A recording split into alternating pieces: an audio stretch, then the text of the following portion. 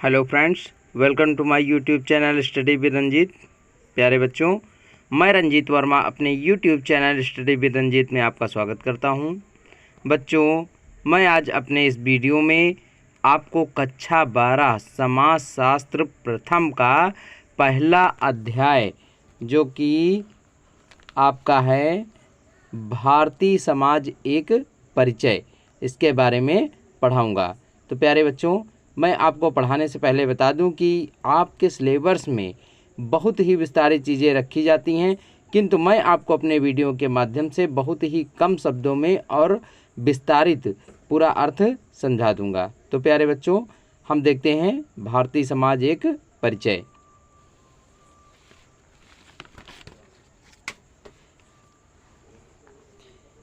देखते हैं बच्चों, हमारा पहला अध्याय जो दिया गया है भारतीय समाज एक परिचय। तो इसमें देखिए भारतीय समाज का परिचय क्या है, यानी भारतीय समाज जो हमारे भारत का समाज है उसका परिचय क्या है। तो भारतीय समाज अनेक महत्वपूर्ण तथा तर्क संगत तत्वों के मिश्रण का परिणाम है। यानी जो हमारे भारत का समाज है वह अनेक महत्वपूर्ण तथा तर्क संगत तत्वों के मिश्रण का परिणाम है। जब विश्व के अधिकांश देश, यानी वे उस समय की बात है जब विश्व के अधिकांश देश असभ्यता के अंधकार में डूबे हुए थे तथा वे अराजक ढंग से अस्त व्यस्त जीवन व्यतीत कर रहे थे, उस समय उस प्राचीन काल में भी भारतीय समाज पर्याप्त विकसित था एवं संगठित था।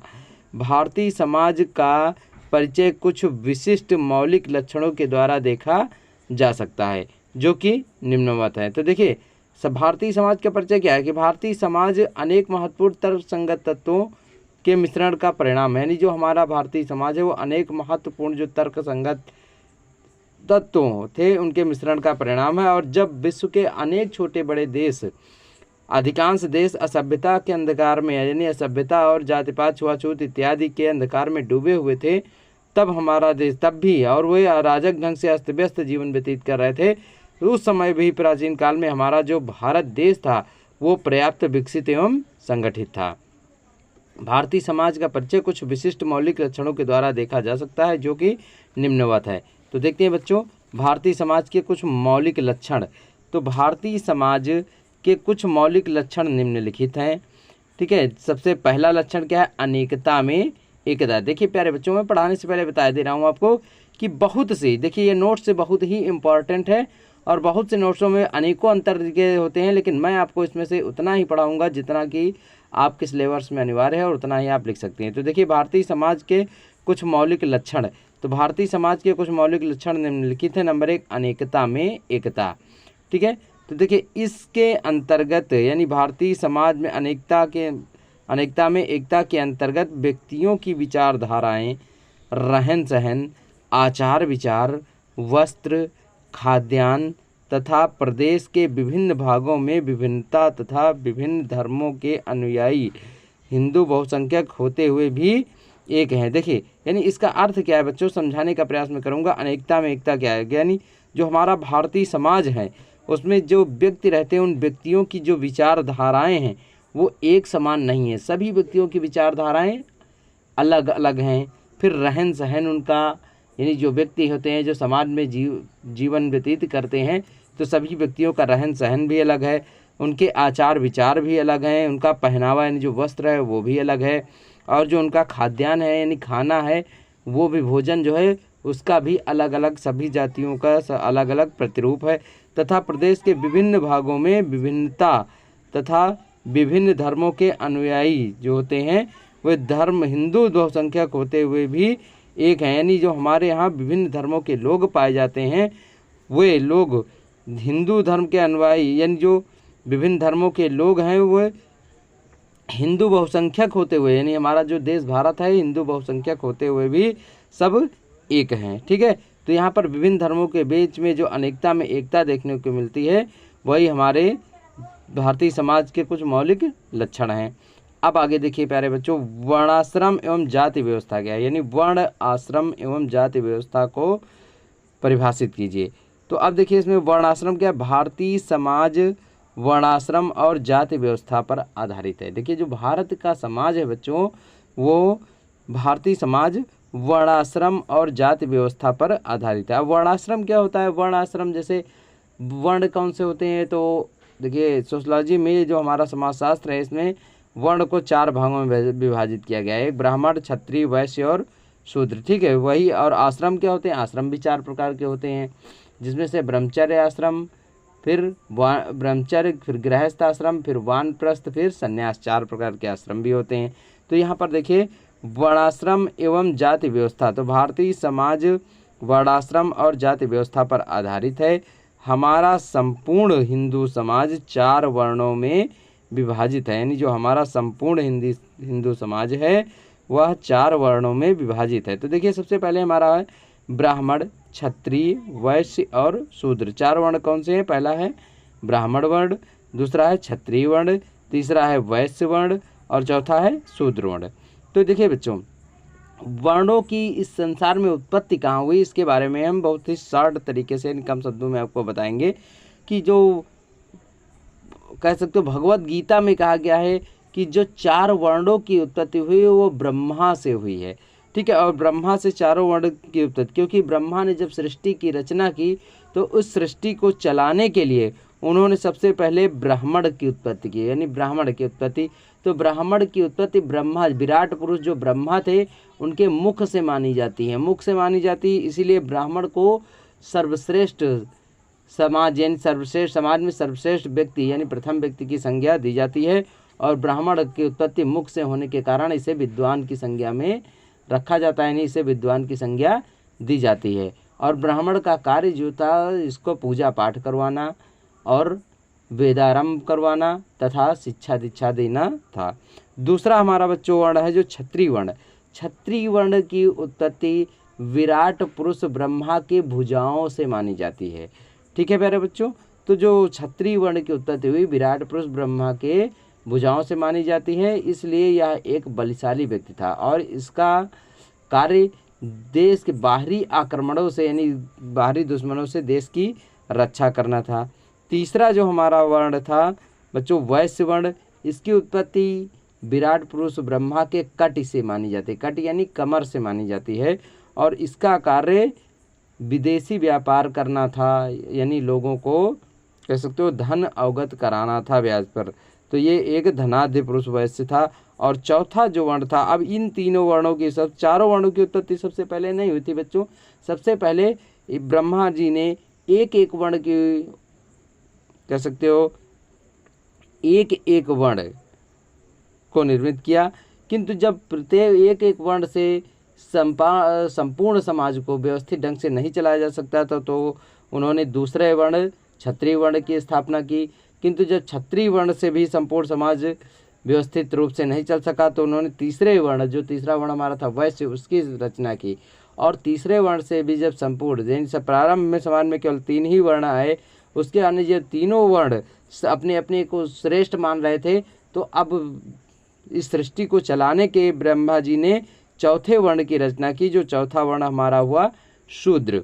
तो शूद्र वर्ण की रचना की और इस शूद्र वर्ण का कार्य था ऊपर के श्रेष्ठ तीनों वर्णों की सेवा करना, क्योंकि समाज में यदि सभी समान होते हैं यानी सभी व्यक्तियों को समान अवसर मिल जाते हैं, समानता का अधिकार मिल जाता है, तो समाज को व्यवस्थित यानी सभी बराबर के हो जाएंगे तो समाज को व्यवस्थित ढंग से नहीं चलाया जा सकता। इसलिए ब्रह्मा जी ने चौथा वर्ण जो कि शूद्र उसकी रचना की। और शूद्र की उत्पत्ति विराट पुरुष ब्रह्मा के पैरों से मानी जाती है, इसलिए शूद्र का कार्य था श्रेष्ठ ऊपर दिए गए तीनों वर्णों की सेवा करना। तो प्यारे बच्चों, यहाँ पर वर्णाश्रम एवं जाति व्यवस्था के बारे में मैंने आपको पढ़ा है कि वर्णाश्रम क्या होता है और यह कितने प्रकार का होता है और उसके कार्य क्या थे। अब आगे देखते हैं बच्चों, हमारा अगला पॉइंट हमारा क्या है, वर्णाश्रम। वर्णाश्रम कितने प्रकार का होता है? तो आश्रम व्यवस्था के अनुसार व्यक्ति के जीवन को 4 भागों में विभाजित किया गया है, यानी इसमें साफ स्पष्ट रूप से लिखा गया है कि यदि व्यक्ति इन चारों आश्रमों से गौतम सूत्र में लिखा गया है, गौतम सूत्र के धर्म सूत्र में लिखा गया है कि यदि व्यक्ति चारों आश्रमों से गुजरे बगैर मोक्ष की प्राप्ति चाहता है तो वह दुर्गति को प्राप्त होता है। तो देखते हैं बच्चों, आश्रम व्यवस्था के अनुसार व्यक्ति के जीवन को 4 भागों में बांटा गया है। नंबर 1 ब्रह्मचर्य आश्रम, दूसरा है गृहस्थ आश्रम, तीसरा है वानप्रस्थ आश्रम और चौथा है संन्यास आश्रम। तो देखते हैं हमारा सबसे पहला जो आश्रम है ब्रह्मचर्य आश्रम। ठीक है, तो ब्रह्मचर्य आश्रम बच्चों, इसका समय जन्म से लेकर के 25 वर्ष तक माना गया है। अब देखिए ब्रह्मचर्य आश्रम जन्म से लेकर 25 वर्ष तक, तो ये मतलब जब बच्चा टूटे फूटे शब्द बोलने वाला हो जाता था, लगभग उसकी उम्र 5 वर्ष की हो जाती थी, तब उसके माता पिता उसे गुरुकुल भेज देते थे। वहीं गुरुकुल में रहकर वो शिक्षा दीक्षा ग्रहण करता था और उसके बाद में पूर्ण रूप से शिक्षा में परिपक्व हो जाने के बाद उस बच्चे को एक ऋषियों या मुनियों के द्वारा उपाधि दे दी जाती थी और वह उपाधि लेकर के एक श्रेष्ठ गुरु के रूप में समाज की सेवा करता था। तो इसकी उम्र जन्म से लेकर 25 वर्ष तक मानी जाती है। इस दौरान बच्चा अपने पद की उपाधि को धारण करके समाज में लोगों को शिक्षा दीक्षा देता था। ठीक है, और यहाँ पर आश्रम में जब वह गुरुकुल यानी जो गुरुकुल में वह शिक्षा ग्रहण करने के लिए जाता था, तो आश्रम के कुछ नियम थे, यानी इस नियम के अंतर्गत बच्चों को उनके माता पिता से मिलने नहीं दिया जाता था और से अलग से कोई प्रावधान नहीं था कि कोई भी अभिभावक यानी कोई भी बच्चा उस बच्चे के घर से उसके गार्जियन उसके लिए कुछ ले जाएं। आश्रम के नियमों का सभी छात्र सम्यक रूप से पालन करते थे और सभी के लिए समान नियम थे, सभी के लिए कार्यों का बंटवारा कर दिया जाता था। तो ये हमारा जो ब्रह्मचर्य आश्रम है, इस अभी मैंने प्यारा बच्चों आपको बताया कि इसकी जो एज होती है यानी जो उम्र होती है वो जन्म से लेकर के 25 वर्ष मानी गई है। इस अवधि में बच्चा गुरुकुल में रहता था और गुरुकुल के नियमों का पालन करता था तथा भिक्षा मांग करके इस अपना और अपने आश्रम के कार्यों का अनुपालन करता था। अब देखिए बच्चों, हमारा दूसरा आश्रम है जो गृहस्थ आश्रम। गृहस्थ आश्रम यानी इसका कार्यकाल 25 वर्ष से 50 वर्ष तक माना जाता है। ठीक है, क्योंकि भगवत गीता में लिखा गया है धर्मसूत्र में कि व्यक्ति की जो आयु होती है वो 100 वर्ष निर्धारित की गई है और इन्हीं 100 वर्षों में व्यक्ति के जीवन को 4 आश्रमों से गुजरना पड़ता है। तो दूसरा आश्रम हमारा था गृहस्थ आश्रम। गृहस्थ आश्रम यानी जब बच्चा गुरुकुल की उपाधि धारण कर लेता था और उसकी उम्र 25 वर्ष की हो जाती थी, तो उसे गुरुकुल से उसकी उपाधि दे करके उसे गृहस्थ आश्रम में प्रवेश करने की अनुमति दे दी जाती थी। तो इस आश्रम में प्रवेश करने पर बच्चा अपने घर में वैवाहिक जीवन का आनंद उठाता था तथा पत्नी के साथ और माता पिता के साथ रह करके आनंद की प्राप्ति करता था। और धीरे धीरे गृहस्थ आश्रम का लाभ उठाते या गृहस्थ आश्रम का अनुपालन करते करते जब उसकी उम्र 50 वर्ष हो जाती थी, तो वह तीसरे आश्रम में यानी वानप्रस्थ आश्रम में प्रवेश कर जाता था। और इस वानप्रस्थ आश्रम की जो आयु है वह 50 से 75 वर्ष निर्धारित की गई थी। तो इस आयु में बच्चा घर को त्याग करके यानी घर और परिवार को त्याग करके वह वानप्रस्थ यानी जंगलों में प्रवेश कर जाता था और निर्जन स्थानों पर रह करके पूजा पाठ करता था तथा ईश्वर का भजन करता रहता था। इस अवधि में उसे केवल एक बार लोगों की बस्ती में यानी लोगों की बस्ती में प्रवेश करने का अधिकार था और उस समय वह एक ही बार बस्ती में संपूर्ण दिन में एक बार केवल बस्ती में प्रवेश करता था। उसे जो कुछ मिल जाता था वह उसे ले जा करके खा करके अपना जीवन व्यतीत करता था और फिर से ईश्वर के पूजा पाठ में लग जाता था। उसके बाद जो हमारा प्यारे बच्चों चौथा आश्रम है वो है संन्यास आश्रम। संन्यास आश्रम का कार्यकाल कह सकते हो, इसकी आयु 75 से 100 वर्ष मानी गई है। इस अवधि के दौरान जब व्यक्ति वानप्रस्थ आश्रम से गुजर कर संन्यास आश्रम में पहुंचता था तब उसकी आयु 75 वर्ष पूर्ण हो चुकी होती थी और इसके बाद वह ऐसे स्थान पर जाता था जहां पर यानी कह सकते हो गुफाओं में या कंदराओं में एक सुनसान स्थान पर जाकर जीवन व्यतीत करता था, भगवान का भजन किया करता था और अंत में उसकी मृत्यु वहीं पर हो जाती थी यानी वह मोक्ष को प्राप्त कर लेता था। तो इसीलिए कहा गया है कि यदि इन चारों आश्रमों से गुजरे बगैर व्यक्ति मोक्ष की प्राप्ति चाहता है तो वह दुर्गति को प्राप्त होता है। अर्थात जीवन जीने के लिए इन चारों श्रेणियों से यानी सीढ़ियों से गुजरकर ही व्यक्ति अपने मोक्ष की प्राप्ति कर सकता है।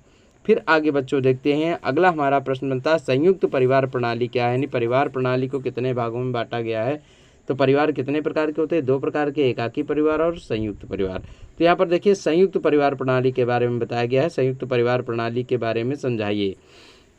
यहाँ देखिए भारतीय समाज की यह सबसे मुख्य विशेषता है कि इसमें 3 या 3 से अधिक पीढ़ियों के सदस्य एक ही साथ एक ही छत के नीचे निवास करते हैं तथा एक ही रसोई का बना खाना खाते हैं। अब देखिए बच्चों ये डिफिनेशन जो दी गई है ये बहुत ही शॉर्ट तरीके से दी गई, लेकिन इसको हम अलग से फिर से पुनः समझा देंगे कि संयुक्त परिवार प्रणाली में देखिए जो भारतीय समाज की यह सबसे मुख्य विशेषता है कि इसमें 3 या यानी जो संयुक्त परिवार होता है इसमें 3 या 3 से अधिक पीढ़ियों के सदस्य एक साथ एक ही छत के नीचे निवास करते हैं तथा एक ही रसोई का बना खाना खाते हैं और परिवार की संपत्ति में सबका समान अधिकार होता है। तो ऐसे परिवार को हम संयुक्त परिवार प्रणाली कहते हैं, ठीक है, जिसमें 3 या 3 से अधिक पीढ़ियों के सदस्य जो होते हैं वो एक ही छत के नीचे निवास करते हैं और एक ही रसोई का बना खाना भी खाते हैं तथा परिवार की संपत्ति में सबका समानता का अधिकार होता है। तो ऐसे परिवार को हम संयुक्त परिवार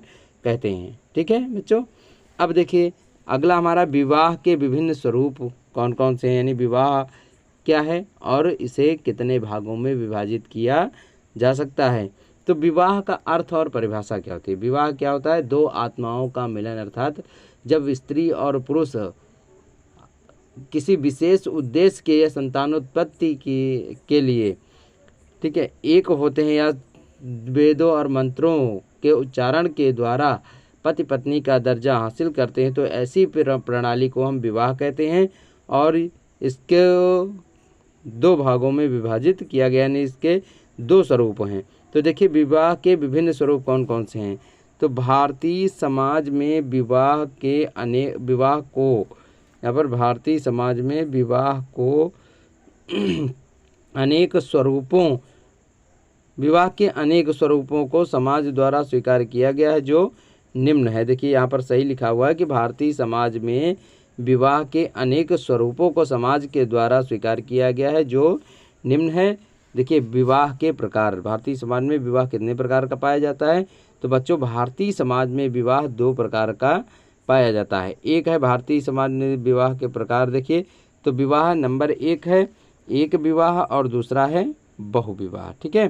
तो एक विवाह और बहुविवाह, तो पहला है हमारा एक विवाह। आ जाते हैं हम एक विवाह में। तो एक विवाह हिंदू धर्म में ही पाया जाता है, यानी हिंदू धर्म के जो अनुयायी होते हैं वो संपूर्ण जीवन काल में एक ही बार विवाह करते हैं और विवाह की रस्म अदा करते हैं और संपूर्ण वर्ष दाम्पत्य का जीवन व्यतीत करते हैं। किंतु जो दूसरा विवाह होता है बहुविवाह, यह सामान्यतः ऐसे देशों में पाया जाता है जहाँ पर मुस्लिमों, यानी कह सकते हो जहाँ पर महिलाओं की संख्या अधिक होती है, या फिर आप कह सकते हैं कि यह मुस्लिमों में ही पाया जाता है, क्योंकि मुस्लिम कैटेगरी में जो विवाह होता है उनके यहाँ कुछ रस्में होती हैं जो यानी एक मुस्लिम पुरुष संपूर्ण जीवन काल में केवल 4 बार विवाह कर सकता है और विशेष मान्यता के अनुसार वह 5वीं बार विवाह तभी कर सकता है जब पूर्व 4 स्त्री में से किसी एक स्त्री की मृत्यु हो गई हो या किसी एक को वह तलाक दे चुका हो, तो वह अगला 5वां विवाह कर सकता है। तो यह होता है बहुविवाह प्रणाली। अब देखते हैं बच्चों परिवार के प्रकार। परिवार कितने प्रकार का होता है? तो भारतीय समाज में परिवार 2 प्रकार के पाए जाते हैं परिवार, ठीक है। एक होता है मातृसत्तात्मक परिवार और दूसरा होता है पितृसत्तात्मक परिवार। तो जो मातृसत्तात्मक परिवार होता है, ऐसे परिवार में परिवार की मुखिया माता होती है और ऐसे परिवारों में जो वंश होता है वो माता के वंश के आधार पर ही, परिवार का वंश माता के वंश के आधार पर आगे बढ़ता है। परिवार की मुखिया माता होती है। माता की मृत्यु के बाद उस परिवार की बड़ी बहू या फिर उसकी बड़ी पुत्री ही उसकी सत्ता की मालिक हो जाती है, यानी इस मातृसत्तात्मक परिवार में निरंतर परिवार की बड़ी महिला ही उस सत्ता को संभालती है, ठीक है। तो ये होता है मातृसत्तात्मक परिवार। ऐसे परिवार बंगाल में पाए जाते हैं। बंगाल में मातृसत्तात्मक परिवार की अधिकता पाई जाती है। और दूसरा जो प्यारे बच्चों पितृसत्तात्मक परिवार, ऐसे परिवारों में परिवार का मुखिया पिता होता है। पिता या परिवार का सबसे बुजुर्ग सदस्य होता है जो परिवार की देखभाल करता है और ऐसे परिवारों में संपत्ति पर सबका समान अधिकार होता है। ऐसे परिवार को हम पितृसत्तात्मक परिवार कहते हैं। इसमें पिता की मृत्यु के बाद उसका बड़ा पुत्र परिवार के दायित्व को संभालता है, यानी परिवार की गद्दी को संभालता है और वही उसकी देखरेख करता है। तो इस प्रकार कह सकते हैं, और ये परिवार संपूर्ण भारत में पाए जाते हैं। ठीक है, तो परिवार कितने प्रकार का होता है? एक होता है मातृसत्तात्मक परिवार और दूसरा होता है बच्चों पितृसत्तात्मक परिवार।